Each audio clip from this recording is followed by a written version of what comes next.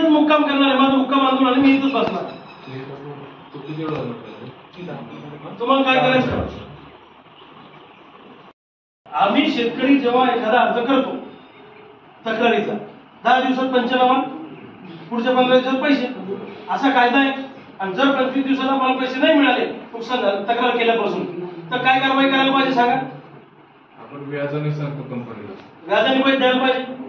आणि लेट झाला म्हणून त्या कंपनीवर कारवाई व्हायला पाहिजे. कारवाईची तरतूद नाहीये त्याच्यात.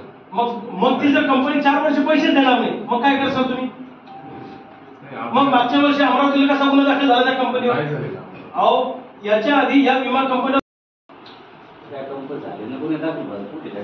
मग जोपर्यंत आपण झटकी देणार नाही त्यात कसं होईल? अहो यापूर्वी झालंय साहेब असं.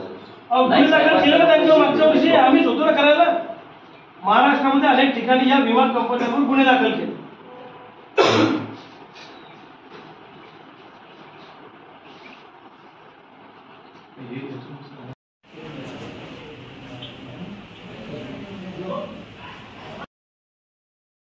नेमकं काय आंदोलन? नाही, आम्ही कंटाळलो या कृषी विभागाला आणि या विमा कंपनीला.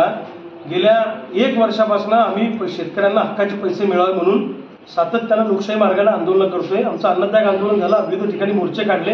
हे फक्त तारखा देतात, प्रत्यक्षात काही कारवाई होत नाही. आजही बुलढाणा जिल्ह्यातल्या शेतकऱ्यांचे रब्बीचे पूर्ण पैसे बाकी आहेत, खरीपाचे काही पैसे बाकी आहेत, रिजेक्टेड लोकांचा विमा बाकी आहे. पंचनाम्यामध्ये विमा कंपनीला घोळ घातलेला आहे. कृषी विभागाच्या कर्मचाऱ्यांच्या सह्या नसताना बोगस पंचनामे केलेले आहेत आणि जास्त नुकसान असताना सुद्धा कमी पैसे कंपनीने टाकलेले आहेत. एका शेतकऱ्याला जास्त टाकले, बाकीच्या शेतकऱ्यांना कमी रकमा दिल्या. याच्यामध्ये मोठ्या प्रमाणामध्ये तफावत दिसून येते आहे. म्हणून मी कंटाळून या विभागामध्ये जिल्हा कृषी अधिकाऱ्यांच्या दालनामध्ये मी मुक्कामासाठी आलेलो आहे. मी घरून गादी आणली, अंगावरचं पांघरून आणलं, उशी आणली आणि माझी बॅग भरून आलेलो आहे.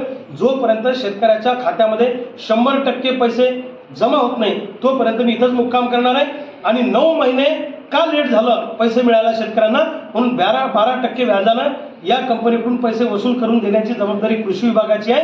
आणि जर ती कंपनी करत नसेल तर त्या कंपनीला ब्लॅकलिस्ट केलं पाहिजे आणि त्या कंपनीवर गुन्हे दाखल केले पाहिजे अशी आमची मागणी आहे. मी आता आमचे सगळे शेतकऱ्यांचे पेशन्स संपलेले आहेत, म्हणून शेतकऱ्यांचा प्रतिनिधी म्हणून मी यांच्या दालनामध्ये आज मुक्कामी आलेलो आहे.